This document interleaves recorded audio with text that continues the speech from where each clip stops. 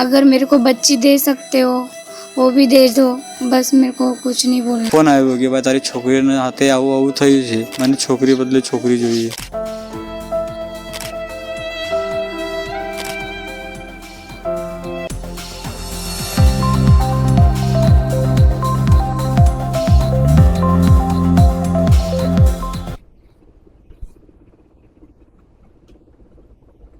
નમસ્કાર, હું છું વિક્રમ વકીલ અને આપ જોઈ રહ્યા છો હોટલાઇન ન્યૂઝ. અમે તમને ગઈકાલે એક વિડીયો બતાવ્યો હતો અને એના રિસ્પોન્સ પણ ઘણા આવ્યા છે. એક દુઃખદ ઘટના બાબતે અમે એક સ્ટોરી બનાવી હતી. સુરતના ડિંડોલી વિસ્તારમાં રહેતા ગરીબ રિક્ષા ચાલકની એક દીકરી, એનું નામ ભાગ્યશ્રી, 4.5 થી 5 વર્ષની ઉંમરની, એના ઘરના આંગણામાં રમતી હતી ત્યારે કોર્પોરેશનની ભયંકર બેદરકારીથી જે ગટરના ઢાંકણા રાખવામાં આવ્યા હોય એ ઢાંકણું એના પર પડ્યું અને છોકરીનું અવસાન થયું. અને એની 2 વર્ષની બેનપણ સાથે રમતી હતી, એ પણ ગંભીર રીતે ઇજાગ્રસ્ત થઈ. હવે આ ખૂબ જ ગંભીર લેપ્સ કહેવાય અને ખૂબ જ ક્રિમિનલ લેપ્સ કહેવાય એમ તો કોર્પોરેશનની. પણ શરમની વાત એ છે કે આ ગરીબ ઘરની એક દીકરીનું મૃત્યુ થયું. એના ફાધર ચોધાર આંસુએ રડતા હતા. એણે અમારા રિપોર્ટરને, એટલે હોટલાઇન ન્યૂઝના રિપોર્ટર આગળ એમની આપવીતી કહી. એની એ વિડીયોની લિંક પણ અમે નીચે ડિસ્ક્રિપ્શનમાં તમને આપશું, તમે જોજો મહેરબાન કરીને, જો વિડીયો નહીં જોયો હોય તો. આ હૃદય કંપાવનારો અને આપણે એટલો દુઃખદ ઘટના છે. સામાન્ય માણસ પણ આ સ્ટોરી જોઈને કે આ દુઃખદ ઘટના જોઈને એને રૂવાડા ઊભા થઈ જાય છે. પણ સુરતના નફ્ફટ કોર્પોરેશનના અધિકારીઓ અને નફ્ફટ રાજકારણીઓમાંથી એક પણ સમકાવા પૂરતો એક પણ એમના ઘરે જેને ખબર પૂછવા ગયો નથી. આટલી ગંભીર દુર્ઘટના બની એનું કારણ જવાબદાર કોર્પોરેશન હતું અને છતાં પણ કોર્પોરેશનનો અધિકારી નહીં, કોર્પોરેશનના કમિશનર નહીં, ડેપ્યુટી કમિશનર નહીં, કોઈ એમને આ ફેમિલીને, ગરીબ ફેમિલીને મળવા નથી ગયા. જો હમણાં કોઈ કરોડપતિને ઘરે આવું ઘટના બની હોતે કે શક્તિશાળીને ઘરે કંઈક બન્યું હોતે તો આ જ કોર્પોરેશનના કમિશનરને અધિકારીઓ લાઈન લગાવી નતા જતે. અને એ જ જવા દો, ચૂંટાયેલી પાંખમાંથી કોઈ કોર્પોરેટર એમને ખબર કાઢવા નથી ગયા, નથી કોઈ ધારાસભ્યો ગયા, નથી કોઈ સંસદ ગયા. આ એક જ એકદમ શરમજનક ઘટના બની છે. અને આ બાપ અને મા ન્યાયની રાહ જોઈને બેઠા છે. હજુ સુધી કોઈ ધરપકડ થઈ નથી, નથી પોલીસે પંચનામું કર્યું, પોલીસે નથી FIR કરી. તમે જુઓ, કોઈ પણ ઘટના બને છે આ પ્રકારની ગુજરાતમાં કે ગુજરાત બહાર, ત્યારે તરત જ પોલીસ એક્શન લે છે, કારણ કે જેમના મૃત્યુ થયા હોય છે એ વગદાર હોય છે, એટલે તરત જ ધરપકડ કરવામાં આવે છે. તમે મોરબીના પુલની કાંડ જુઓ કે રાજકોટનો અગ્નિકાંડ જુઓ. અને આપણને ખબર નથી, પણ અમે એઝ એ હોટલાઇન ન્યૂઝ વતી અમે આ ઘટનાની પાછળ જ્યાં સુધી આ ગરીબ બાળકીને ન્યાય નહીં મળે ત્યાં સુધી અમે લાગી રહેવાના છે. આ બાબત પર આજે આપણે ચર્ચા કરીશું જાણીતા પત્રકાર કિરીટભાઈ ત્રિવેદી સાથે. કિરીટભાઈ. જી વિક્રમભાઈ, અત્યંત દુઃખદ ઘટના છે. ડિંડોલીના ચેતનનગર ખાતે ડ્રેનેજ લાઈન નાખવાનું કામ ચાલે છે. મહાનગરપાલિકાના જે કોન્ટ્રાક્ટર છે એમને કોન્ટ્રાક્ટ મળેલો છે, ઘણા સમયથી કામ ચાલે છે, કોઈ જોવા જ નથી આવતું અહીંયા, એવો સ્થાનિક લોકોનો દાવો છે. અને એમ જ બધો જ સામાન રોડ પર પડેલો છે અને ડ્રેનેજ લાઇનના ખાડાઓ પણ ખોદવામાં આવેલા છે, સાઈડમાં માટી કાઢીને રાખવામાં આવેલી છે.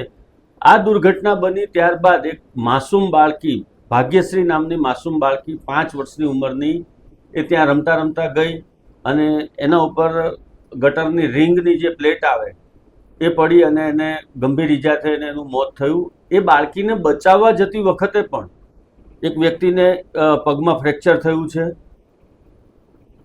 અત્યંત દુઃખદ ઘટના છે. ગરીબ શ્રમજીવી પરિવારે પોતાની દીકરી ગુમાવી છે.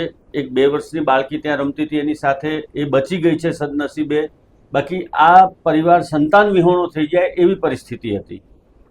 દુઃખદ વાત એ છે કે આ ઘટના બન્યા પછી મહાનગરપાલિકાના તંત્રનું પેટનું પાણી પણ નથી હાલ્યું.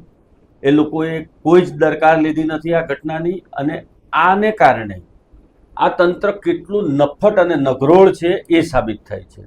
વિક્રમભાઈ, સામાન્ય બાબતોની અંદર જ્યારે પણ કોઈ પણ ઘટના બનતી હોય છે, સામાન્ય ઘટના હોય તો પણ અડધો કલાક, કલાકની અંદર પોલીસ ત્યાં પહોંચી જાય છે. મારામારીની ઘટના હોય કે સામાન્ય દબાણ હટાવવાની ઘટના હોય કે બીજી કોઈ પણ ઘટના હોય. આ બાળકીનું મોત થયું તેમ છતાં પણ પોલીસે પણ કોઈ દરકાર નથી લીધી આ ઘટનાની, કે પછી મહાનગરપાલિકાના તંત્રએ પણ. તંત્ર અને તંત્રવાહકો બધા જ નપાણિયા પુરવાર થયા છે આ ઘટનામાં.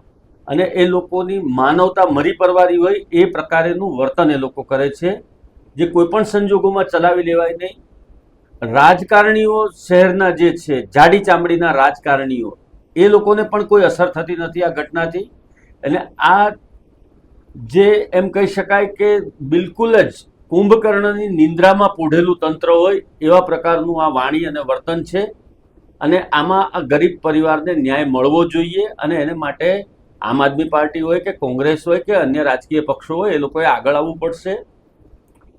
મહાનગરપાલિકાના કમિશનરને આવેદનપત્ર આપો, કલેક્ટરને આપો કે પોલીસ કમિશનરને આપો, બધાની જવાબદારી બને છે. તમામને રજૂઆત કરો અને લોકોને સાથે જોડો.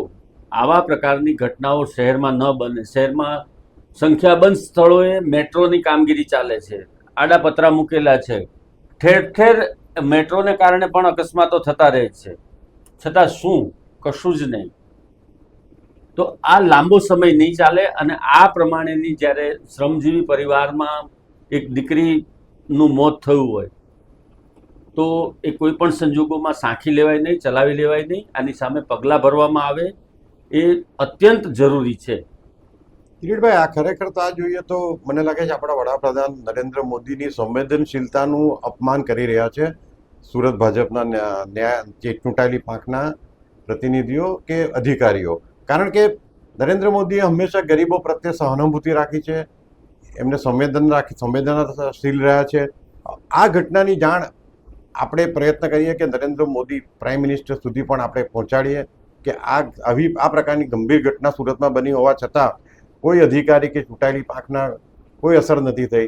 અને બીજી વાત આપણે ગઈકાલે પણ તમે જે આ વિડીયો બનાવ્યો ત્યારે કહ્યું હતું કે ભાઈ વિદેશમાં હોય તો આવા પ્રકારની ઘટના બને તો તરત ઇમિડિયેટ એક્શન લેવામાં આવે છે અને ધરપકડ કરવામાં આવે છે જે કોઈ જવાબદાર હોય એની. અને એના કરતાં બીજું છે કે અમેરિકા કે ઇંગ્લેન્ડ જેવા દેશોમાં તો વળતરનો દાવો કરવામાં આવે છે, અને ત્યાં તો આવું ગંભીર અકસ્માત હોય તો આપણે આ ઇન્ડિયન કરન્સી 20-25 કરોડથી ઓછી રકમ વળતરની જાહેર થતી નથી. અને ગરીબ હોય કે પૈસાદાર હોય દરેકને એક સરખી રકમ જ આપવામાં આવે છે. આપણે ત્યાં તો એક્સિડન્ટ ક્લેમ ટ્રિબ્યુનલમાં પણ જ્યારે કોઈ કાર એક્સિડન્ટ થાય તો એ ભાઈ એ યુવાનનું મૃત્યુ થયું તો એક શું કરતો હતો, કેટલો પગાર હતો અને આટલા વર્ષો પછી કેટલો કમાતો, એ રીતે ગણતરી માંડે છે. એમ કોઈ નથી જોતું કે ભાઈ આવતી 10 વર્ષ પછી એ પોતાનું કંઈ કામ ધંધો કરતા તો અબજોપતિ પણ થઈ શકશે. મોતમાં કોઈની એની આર્થિક સ્થિતિ પ્રમાણે એનું કિંમત વળતર નક્કી નથી થતું. વળતરની રકમ એ રીતે નક્કી થવી જોઈએ કે ભાઈ અન્યાય કેટલો થયો છે. અને સાવ નિર્દોષ મા બાપને બિચારાને ખ્યાલ નહોતો કે આવું થશે. પોતાના ઘરના આંગણામાં રમતા હતા, એવું પણ નહોતું કે નદી કિનારે ગયા કે દૂર કોઈ જોખમી જગ્યાએ જઈને રમતા હતા. આમાં તો 100% વાંક. ને આપણે કાલે વિડીયો જોયો ને આજે આપણા દર્શકોને કહીએ કે ફરીથી એ વિડીયો જુઓ, ડિસ્ક્રિપ્શનમાં અમે લિંક આપી છે. તમને દેખાશે કે ત્યાં મોટા ખાડા ખોદ્યા છે કોર્પોરેશને, અને કોઈ કાળજી રાખવામાં નથી આવી, એક ખાડા ઢાંકવામાં નથી આવ્યા. એનું કામકાજ દિવસોથી એમ જ પડ્યું છે. અને આ દુર્ઘટના બની છતાં પણ આ જે ગટરની જે કોઈ પાઇપ હતી, એના જે રિંગ હતી એ દૂર ત્યાંથી હટાવવા નથી આવી. જી વિક્રમભાઈ, બહુ સાચી વાત કીધી તમે કે આપણે ત્યાં હ્યુમન લાઈફની વેલ્યુ નથી. જે પરિવારમાંથી વ્યક્તિ મરે છે એ વ્યક્તિ એના પરિવારમાંથી જાય છે. સરકાર માટે એ માત્ર એક આંકડો છે. આ વધુ એક વખત પુરવાર થયું છે. જે પ્રમાણેની આ ઘટના છે એ પ્રમાણે જોતા કોન્ટ્રાક્ટરનો કોન્ટ્રાક્ટ પણ રદ થઈ જાય અને જવાબદાર ઝોનલ ઓફિસરથી માંડી અને તમામ જે અધિકારી કર્મચારીઓની જવાબદારી બનતી હોય એ લોકોને પણ સજા થઈ શકે. તમે કીધું એ રીતે કે આપણે ત્યાં કોઈ પણ પ્રકારે આવી ઘટના બને પછી તંત્ર એટલું બધું નિષ્ઠુર છે, તંત્ર એ લોકોને કોઈ અસર જ નથી થતી. રખડતા ઢોરનો પ્રશ્ન છે.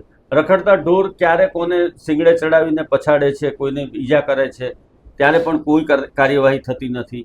હાઈકોર્ટ જ્યારે દંડો પછાડે, હું તો કહું છું આ મામલે આ ગરીબ પરિવારના ન્યાય માટે સુરતના લોકોએ પણ આગળ આવવું જોઈએ અને આ પરિવારને ન્યાય મળે એના માટે સતત રજૂઆતો થવી જોઈએ અને એક લોક આંદોલન, જન આંદોલન થવું જોઈએ. અને કોઈકે કિરીટભાઈ તમે જે કહ્યું કે હાઈકોર્ટમાં પીઆઈ પણ થવી જોઈએ આના સંદર્ભમાં. 100% આપણા પ્રયત્ન પણ રહેશે કે કોઈ વકીલ, કોઈ સમાજસેવી વકીલ હોય એ આપણા આ કેસ હાથમાં લે અને હાઈકોર્ટમાં પીઆઈ કરે. કારણ કે આમાં જો કોઈને સજા જવાબદારને નહીં થશે તો આ તો કાયમની આ એક પ્રથા પડી જશે કે પ્રથા પડી ગયેલી જ છે શહેરની અંદર. જ્યાં પણ આવા જાહેરમાં બાંધકામો થતા હોય, રોડ રસ્તા બનતા હોય કે મેટ્રોની કામગીરી ચાલતું હોય, એ તમામ જગ્યાએ તમે જુઓ કેટલી બધી બેદરકારી તમને જોવા મળે છે. જાહેર રોડ ઉપર પતરા મારેલા હોય, પણ પતરા માર્યા પછીના સિગ્નલ આવે છે, 4 રસ્તા આવે છે, ત્યાં તમારી પાસે શું વ્યવસ્થા છે? એ આવતા કે જતા ટ્રાફિકને તમે કઈ રીતે ડાયવર્ટ કરો છો? આ બધું જ બહુ વ્યવસ્થિત રીતે ચાલવું જોઈએ. મેટ્રોનું કામ ચાલે એની સામે આપણને વાંધો નથી, શહેરના વિકાસ માટે જરૂરી છે, આપણને એની સામે કોઈ વાંધો નથી. પરંતુ મેટ્રો જે પ્રમાણેની કામગીરીમાં રોડ રસ્તા બ્લોક કરે છે અને વૈકલ્પિક રસ્તાઓમાં વ્યવસ્થા નથી પૂરી પાડતા, તો એના માટે એની જવાબદારી ફિક્સ થવી જોઈએ કે તમે અહીંયા આટલી કાર્યવાહી કરો, આટલા બમ્પ મૂકો, અથવા તો આટલા તમે લાઇટિંગ કે એના જે ઇસ્યુ છે એ બધા કરો. એક પણ મેટ્રોના રસ્તા ઉપર તમને રાતના સમયે નીકળો, કોઈ જગ્યાએ સારી કે વ્યવસ્થિત લાઇટિંગ નહીં જોવા મળે તમને. તો આ કોને માટે છે? તમે શહેરીજનોને સુવિધા આપવા માટે આ બધું કરી રહ્યા છો, પરંતુ શહેરીજનોના જીવ જોખમમાં મુકાય એ પ્રમાણે આ કાર્યવાહી થાય એ યોગ્ય નથી. બીજું, આ બાળકીને જ્યારે ઈજાગ્રસ્ત થઈ અને ત્યાર પછી સારવાર માટે લઈ જવામાં આવી અને એને મૃત જાહેર કરવામાં આવી, ત્યાર પછી આખા વિસ્તારની અંદર હાહાકાર મચી ગયો છે. ત્યાંના સ્થાનિક રાજકારણીઓ, સ્થાનિક કોર્પોરેટરોથી માંડી અને ધારાસભ્ય શું કરે છે, સુરતના સાંસદ શું કરે છે, એમણે પણ આ બાળકીના પરિવારની મુલાકાત લેવી જોઈએ, એ લોકોને સાંત્વના આપવી જોઈએ અને મહાનગરપાલિકાએ બને એટલું ઝડપથી આ સમગ્ર પ્રકરણમાં તપાસ કરી અને જવાબદાર જે કોન્ટ્રાક્ટર હોય એની સામે પગલાં ભરવા જોઈએ. અને એ પગલાં ભરવાની સાથે એ રકમ અને વળતરની રકમ એની પાસેથી વસૂલ કરીને પણ અપાવો, કેમ કે આ કોઈ નાની ઘટના નથી, નાની કોઈ વાત નથી. એક માસૂમનો જીવ ગયો છે અને એ માસૂમ બાળકીનું જ્યારે મોત થયું છે ત્યારે જો તંત્ર આટલી પણ દરકાર ન લેતું હોય તો આ તંત્રની આપણે શું જરૂર છે? અને આ રાજકારણીઓને આપણે શું કરવાના છે? ધોઈ પીવાના છે એ લોકોને? કોઈ પરિવારની ઉપર આફત આવે અને તમે એને સાંત્વના આપવા ન જઈ શકો, એટલા બધા તમે સત્તાના મદમાં રાચી રહ્યા છો. આ વસ્તુ ખોટી છે અને ખોટી જ રહેવાની છે. આ લોકોને ન્યાય મળવો જોઈએ, આ શ્રમજીવી પરિવારને ચોક્કસપણે ન્યાય મળવો જોઈએ. જી કિરીટભાઈ, અને આપણે વતી હોટલાઇન ન્યૂઝ વતી આપણે તો બધા પ્રયત્ન કરશું જ. આપણું જે મીડિયાની આપણી જવાબદારી એ નિભાવશું અને આ ઇસ્યુને જ્યાં સુધી એના તારતમ્ય પર નહીં લઈ જાય ત્યાં સુધી આપણે પડતો નહીં મૂકીએ. Thank you very much. જી. આવા પ્રકારના વિડીયો તમને જોવા ગમતા હોય તો હોટલાઇન ન્યૂઝ ચેનલને લાઇક, શેર અને સબસ્ક્રાઇબ કરો.